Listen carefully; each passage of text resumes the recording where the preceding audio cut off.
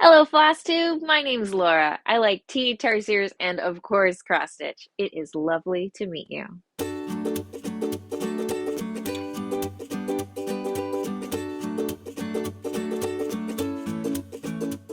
So, I'm sure your first question is, why tarsiers? What's up with that? And possibly even, what are they in the first place? Well, the basic answer is I just really love tarsiers. If you don't know what they are, I have one right here. Obviously, not real. His name is Hobnob. He's from the National Geographic Stuffed Animals line. Hobnob here is actually kind of a gigantic monster tarsier. They are not nearly this big. Tarsiers in real life are about the size of your fist, a little bit of size variation between the different species, but they are adorable little primates that live in the islands of Southeast Asia. So you'll find them in Sulawesi, Borneo, Sumatra, and the Philippines. And there's a couple different species, three different genera out there. They are just lovely little primates that are a study in extremes. Their eyes are super big. Their ankle bones are super long. They can jump really far distances. They are the only entirely carnivorous primate. They have sharp, pointy teeth of death, and they are just wonderful little creatures.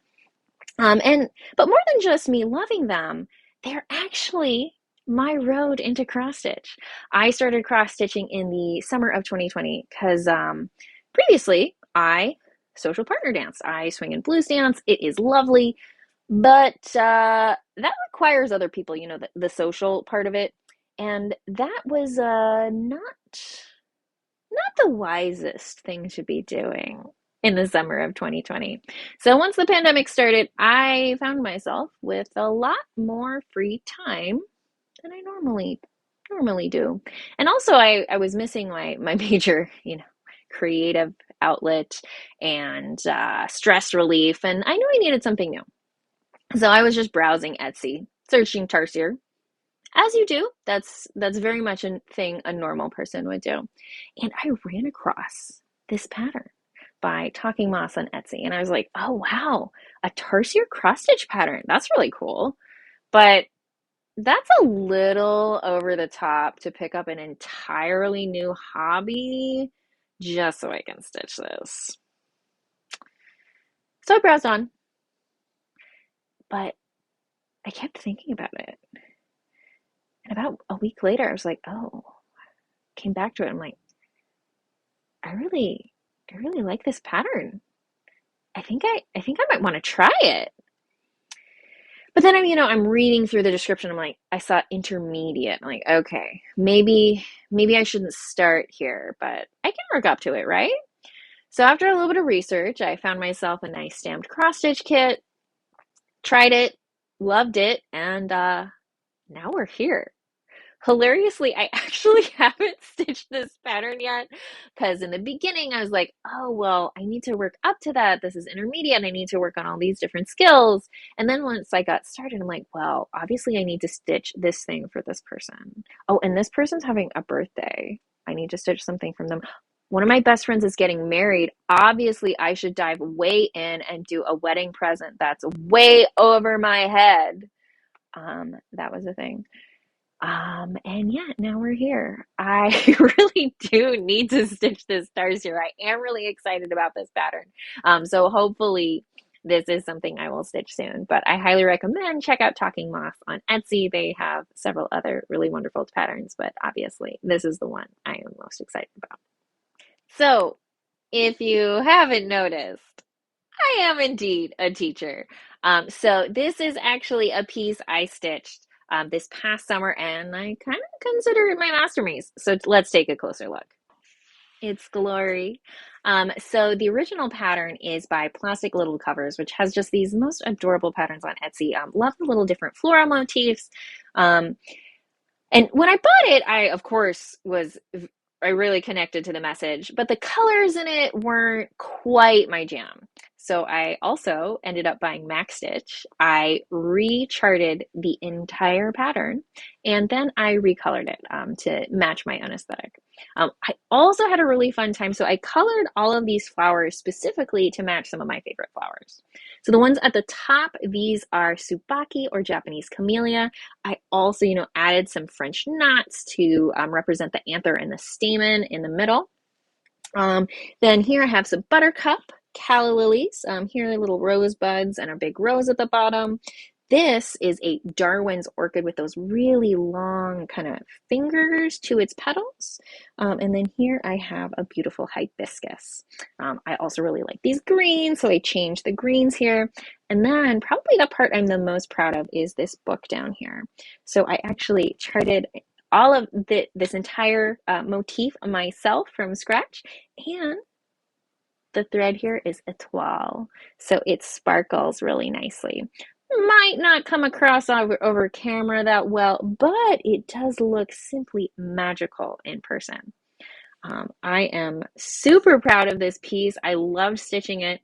I finished it just in time for the start of the school year this year. I really ran it close to the wire. But it actually made a great icebreaker for meeting my new students in the fall. And it was kind of fun, like sharing some of my project progress with them throughout the semester. Great way to, humanize me a little bit and also remind them to read it. So I know a lot of you out there say, oh, it's the most wonderful time of the year. I love Christmas. There's so much going on and family and decorations and all of this. And no, I can't speak for all teachers, but at least for myself, it's the most horrible time of the year. It's finals, man. Every single one of my students wants my attention at the same time. I do try to give them what they need, but it is a little frustrating when I'm getting all of these late assignments now. Why not even last week? And I mean, many of them have legit situations, but still, you could have turned some of it in a little earlier, just a little bit earlier, and I wouldn't have so much all at the same time, guys. But let's talk about happier things. I want to show you the project I'm currently working on. So I have it right here, but there's a little bit of a story first. So I originally stitched a black sheep for my grandpa because my grandpa is the self-proclaimed black sheep of the family. He, lied about his age to join the army. I think he comes by this, honestly. So I found this really adorable black sheep pattern by Elizabeth's Needlework Designs, made him a tiny little pillow, gave it to him a couple months ago. But when I handed it to him, the first thing out of his mouth was, black sheep have a partner. And I was like, excuse me? And also, why isn't the first words out of your mouth, thank you, favorite granddaughter? But anyway, we went back and forth for a little bit because I made some guesses and I totally missed the mark. And finally he was like, no, a black swan. And what I learned from this conversation is apparently I also needed to make him a black swan. A black sheep alone was not enough. So I, searched through Etsy, looked at a couple different patterns. There are many lovely black swan patterns out there, but none of them was really like hitting the mark, or at least hitting the mark for what my grandpa would want. And finally, I found this lovely goose pattern from the fabulous Shitpost Sampler. Probably my favorite designer. Everyone else is great, but this hits the cake. So if you're not familiar, this is a pattern based on Untitled Goose Game where there's a chaotic goose running amok.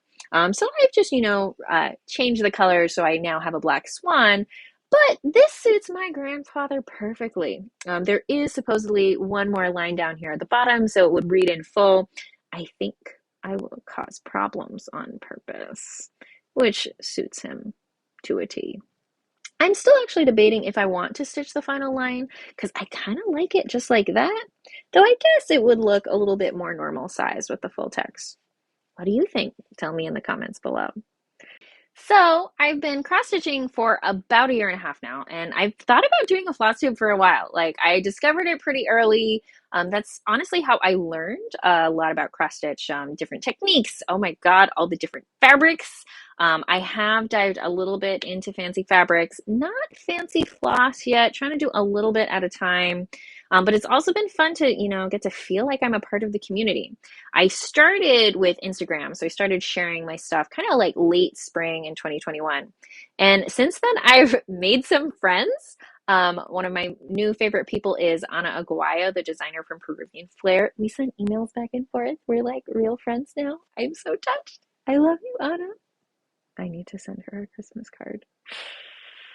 Yeah, finals. I'm a little bit behind on a lot of stuff. My other favorite friend is Nitya from Daybreak Stitchery. We've actually had a video call because I asked her some career advice. I haven't actually told her this yet, but in my mind, I think of her as Auntie Nitya because she's a little bit farther in her career as me. And it was just really cool. Like, I've been able to make actual connections through the internet, which I just find super hilarious because growing up, I remember being told so often, don't talk to strangers on the internet. And that's what we do every day now. And honestly, it's been pretty wholesome. And overall, the stitching community is really nice and supportive of each other, and people will share their projects on these different Facebook groups. And almost always, the comments are like, "Wow, that's so beautiful! Great job!" And we're all cheering each other on. I mean, there's always exceptions, but overall, it's been pretty good experience. But why today? Because today is the day. I'm here on Flosstube now. And that's because today's my birthday. Um, and so one of the things about having a birthday that's so close to Christmas is Christmas does tend to eclipse your birthday, at least if you're in the US. Probably assume it's the same for the UK at least. And I don't know, I just have never done much for my birthday because I learned pretty quickly that my friends were all distracted and it was just not gonna work trying to get them together. So, even in childhood, I gave up pretty early trying to do much for my birthday. And my family would do something and they were always really nice about it. My family really tried to make sure that Christmas never eclipsed my birthday, but I definitely noticed it with my friends and I just kind of like, okay, well, it's my birthday, whatever. And I don't think I like that strategy. So this is what I'm doing today.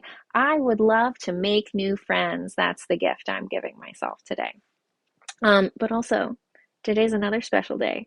Today is the 20th anniversary of the release of the Fellowship of the Ring from the Lord of the Rings.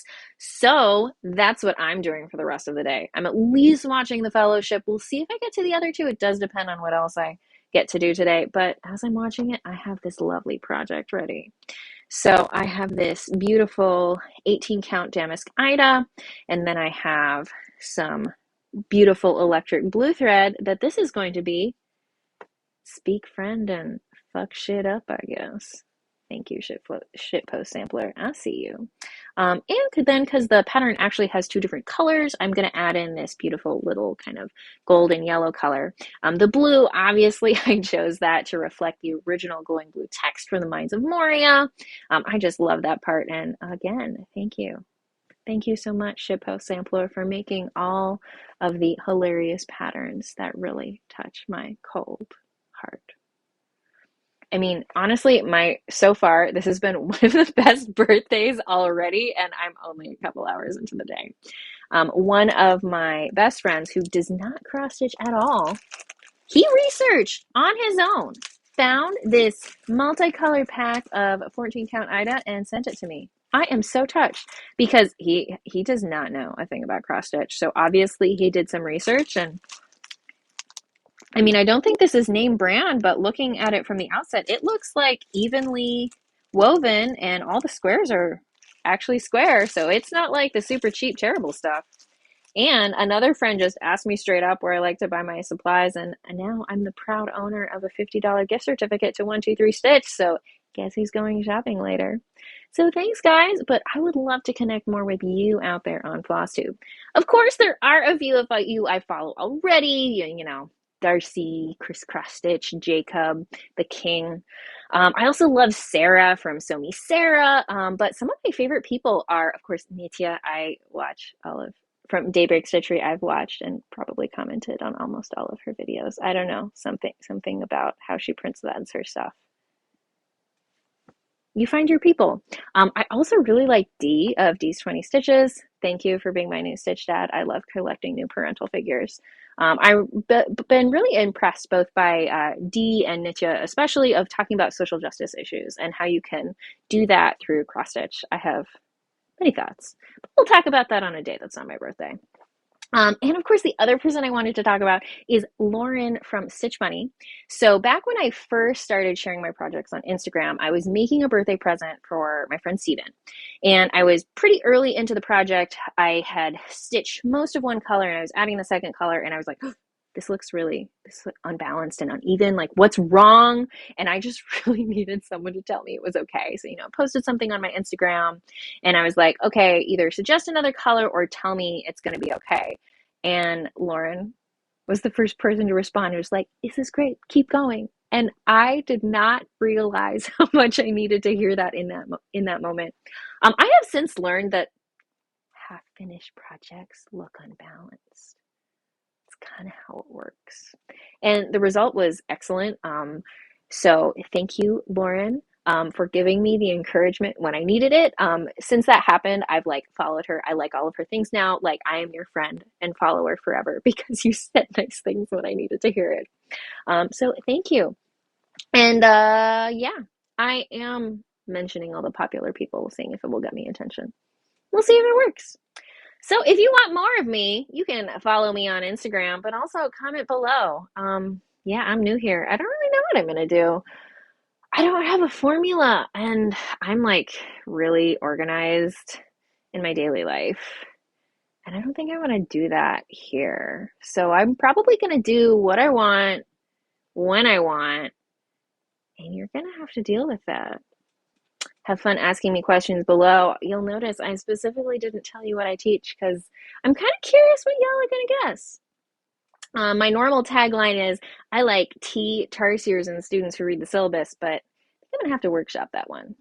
See you next time.